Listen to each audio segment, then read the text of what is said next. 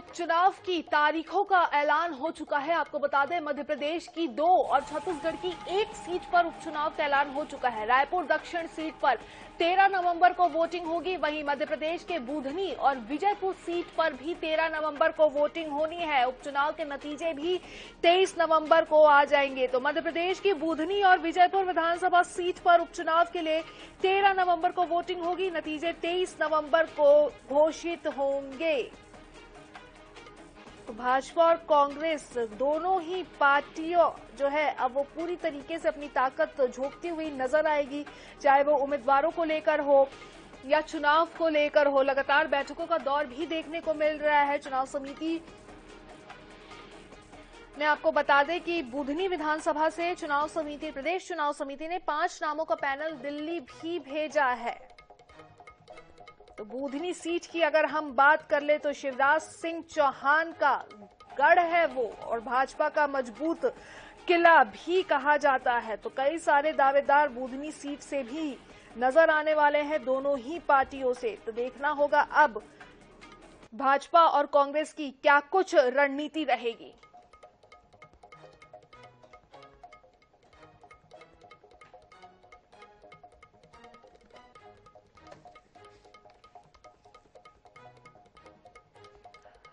तो मध्य प्रदेश की सीटों पर ज्यादा बात करने के लिए, ज्यादा जानकारी के लिए हमारे साथ हमारे ब्यूरो प्रमुख अनुराग मालवीय जी सीधा जुड़ चुके हैं। अनुराग जी, कुछ मिनट पहले ही दोनों सीटों पर तारीखों का ऐलान हो चुका है, जिसको काफी लंबे समय से इन तारीखों का ऐलान किया जा रहा था। तो किस तरीके से अब जो है ताकत झोंकती हुई पार्टियां नजर आएगी, खास करके उम्मीदवारों को लेकर अगर हम बात करें, बुधनी सीट पर कितना ज्यादा फोकस रहने वाला है, क्योंकि शिवराज सिंह चौहान का गढ़ है वो और भाजपा का मजबूत किला। देखिए, बिल्कुल निश्चित रूप से दोनों ही सीटें जो है बहुत महत्वपूर्ण होने वाली है, क्योंकि सबसे पहले विजयपुर विधानसभा की बात करते हैं, जहां से भारतीय जनता पार्टी के लिए उम्मीदवार तय हैं वन मंत्री रामनिवास रावत। और अब खासतौर पर चुनाव इसलिए महत्वपूर्ण हो जाता है क्योंकि रामनिवास रावत पहले कांग्रेस में थे, कांग्रेस छोड़ के भाजपा में आए हैं और भारतीय जनता पार्टी ने उन्हें काफी बड़ा मंत्रालय दिया, सीधे वन मंत्री बनाया। तो निश्चित रूप से यहाँ बहुत महत्वपूर्ण होने वाला है। कांग्रेस यहाँ उम्मीदवार जो है वो तलाश रही है। देखना ये होगा, जो कि 13 नवंबर अब तारीख आ गई है, उसके पहले कांग्रेस किस तरह का उम्मीदवार, क्योंकि आदिवासी चेहरे को कांग्रेस तलाश रही थी, कुछ भारतीय जनता पार्टी के बागियों पर भी नजर थी, लेकिन जो सबसे बड़े बागी या अच्छे विकल्प हो सकते थे सीताराम, उसको भाजपा ने मना लिया और भारतीय जनता पार्टी ने उनको निगम मंडल में जगह दे दी है। तो इस तरह से देखें तो कहीं ना कहीं कांग्रेस को यहाँ प्रत्याशी की तलाश है। और दूसरी और बड़ी हाई प्रोफाइल विधानसभा सीट है बुधनी, जहाँ से शिवराज सिंह चौहान विधायक हुआ करते थे, लेकिन बाद में लोकसभा चुनाव लड़े और कृषि मंत्री बन गए हैं कि देश के। तो वहां पर भी जो है चुनाव होना है। वहां पर इसलिए भी ये सीट हाई प्रोफाइल होती है क्योंकि उनके बेटे का नाम भी दावेदारों की सूची में शामिल है। कार्तिकेय सिंह चौहान, जो शिवराज सिंह चौहान के बेटे हैं, वो इस फहरिस्त में है, पैनल में है।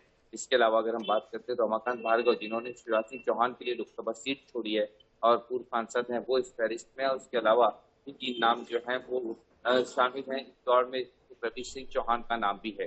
तो इस तरह से अगर हम देखें तो दोनों ही सीटों पर भारतीय जनता पार्टी के पास तो विकल्प हैं। कांग्रेस विकल्पों की तलाश कर रही है। बुधनी में राजकुमार पटेल को वापस करवाने की कोशिश है।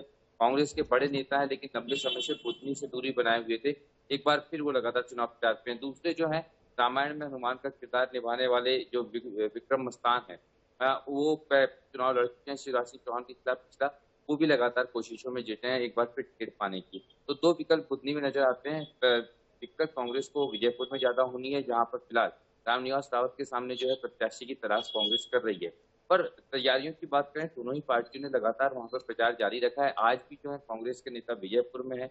कल तक के जो है भारतीय जनता पार्टी की पूरी टीम जो है वो कहीं ना कहीं एक बैठक की थी भारतीय जनता पार्टी प्रदेश कार्य समिति ने, और आज कांग्रेस के 2 नेता बुधनी भी पहुंचे हैं, जिनमें अरुण यादव शामिल हैं। तो दोनों को ही कहीं ना कहीं ये इशारा था कि आज तारीखें घोषित हो जाएगी। इसी कारण जो है पिछले 24 घंटों में तैयारियां बहुत तेज कर दी है दोनों पार्टियों ने। जी बिल्कुल अनुराग जी, विजयपुर सीट की अगर हम बात करें तो भाजपा ने रामनिवास रावत को मैदान में उतारा है। तो क्या कांग्रेस एक आदिवासी उम्मीदवार उतारकर दांव खेल सकती है, या कांग्रेस भाजपा के किस नेता को ऑफर दे सकती है उस विधानसभा सीट से चुनाव लड़ने के लिए, उपचुनाव लड़ने के लिए? देखिए, बिल्कुल, चूंकि भारतीय जनता पार्टी के जो सबसे बेहतरीन विकल्प जो कांग्रेस के साथ जा सकते थे वो सीताराम आदिवासी थे दरअसल। क्योंकि अगर हम देखें तो वो वहाँ पे शहरिया वोट बैंक काफी बड़ी संख्या में और वो उसका प्रतिनिधित्व करते हैं। और क्योंकि पूर्व में विधायक भी रह चुके हैं भाजपा के, लेकिन भारतीय जनता पार्टी ने उनको सहारिया विकास निगम में उपाध्यक्ष बना दिया और मंत्री पद का दर्जा दे दिया। अब कांग्रेस नए सिरे से विकल्प की तलाश कर रही है। थोड़ा मुश्किल है रामनिवास रावत टक्कर का नाम होना, क्योंकि जातिगत समीकरण के हिसाब से देखिए तो वहां पर आदिवासी वोट बैंक के बाद मीना बाहुल्य वोट बैंक है जो खुद रामनिवास रावत से आते हैं। तो फिलहाल किसी तय नाम की तरफ कांग्रेस दिख नहीं रही है। काफी मशक्कत कांग्रेस को वहां प्रत्याशी चयन करने के लिए करनी होगी। जी जी बिल्कुल। अनुराग जी, बुधनी सीट की अगर हम बात करें तो बुधनी सीट से क्या लगता है किस को भाजपा जो है वो उतार सकती है, क्योंकि कई सारे नाम है, कद्दावर नाम है बुधनी सीट को लेकर। हाँ देखिए, बिल्कुल निश्चित रूप से सबसे पहला नाम जो है वो रमाकांत भार्गव का आता है।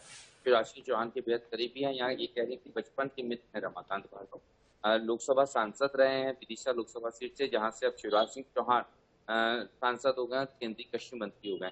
उन्होंने ये सीट जो है कहीं ना कहीं एक तरह से शेयर की है शिवराज सिंह चौहान के साथ में, कहीं कंसीडर की है, और यही कारण है कि अब रमाकांत भार्गव की दावेदारी पहली बनती है और शिवराज सिंह चौहान भी चाहेंगे कि उन्हें मिले। दूसरा नाम कार्तिकेय सिंह चौहान का है, जिसको लेकर भारतीय जनता पार्टी के जो स्थानीय मंडल अध्यक्ष हैं सभी ने भाजपा के प्रदेश अध्यक्ष को एक पत्र लिखा है। तो दो नाम है और दोनों में से एक नाम तय माना जा रहा है भारतीय जनता पार्टी की तरफ से बुद्धि के लिए। जी तो बिल्कुल नाम तो बुधनी की अगर हम बात करें या विजयपुर सीट की बात करें तो इन दोनों ही सीटों पर मुख्यमंत्री का भी खासा फोकस देखने को मिला है। अब देखना होगा कि किस प्रकार से जो है वो उम्मीदवार उतरकर सामने आते हैं, वोटों के लिए किस तरीके से अपील करते हुए नजर आते हैं। तमाम जानकारी के लिए फिलहाल अनुराग जी आपका बहुत बहुत शुक्रिया।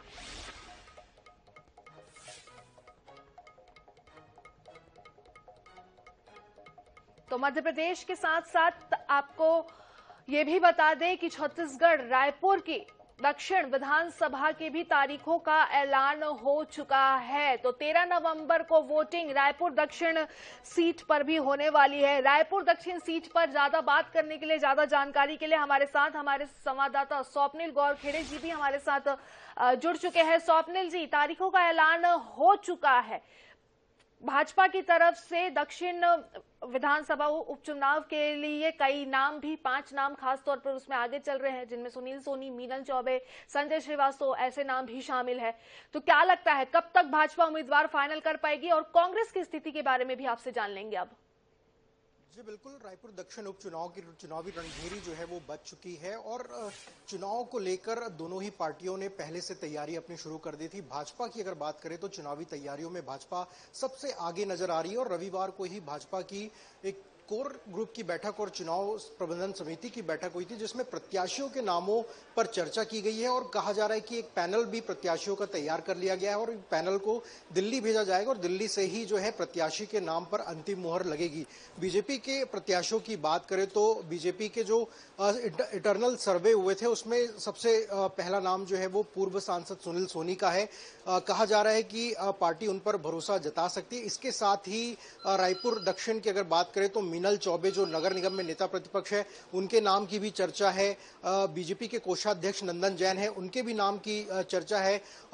वरिष्ठ पार्षद मृत्युंजय दुबे, उनके नाम की भी चर्चा है पैनल में, इनका भी नाम शामिल है। सुभाष तिवारी जो वरिष्ठ पार्षद हैं, ये भी कहीं ना कहीं दावेदारी अपनी पेश कर रहे हैं। तो बीजेपी का जो पैनल तैयार हुआ है उसमें 5 नाम जो है वो शामिल है और इन्हीं 5 नामों को जो है दिल्ली भेजा गया और दिल्ली से ही जो है बीजेपी के उम्मीदवार पर जो है मुहर लगेगी और बीजेपी ने पैनल दिल्ली भेज दिया और वहां से ही जो है कौन प्रत्याशी होगा रायपुर दक्षिण का उसकी घोषणा की जाएगी। कांग्रेस की तैयारियों की बात करें तो कांग्रेस भी जो है रायपुर दक्षिण उपचुनाव को जीतने के लिए एड़ी चोटी का जोर लगाते हुए नजर आ रही है। लगातार बैठकें हो चुकी हैं, हालांकि प्रत्याशियों के मंथन पर जो है अभी चुनाव समिति की बैठक कांग्रेस की होनी है जिस पर प्रत्याशियों का नाम फाइनल किया जाएगा। लेकिन उसके पहले कांग्रेस जो है 20 तारीख को कांग्रेस का कार्यकर्ता सम्मेलन रायपुर दक्षिण में करने जा रही है। इसके पहले न्याय यात्रा भी कांग्रेस ने की है। तो कहीं ना कहीं कांग्रेस की भी तैयारी जो है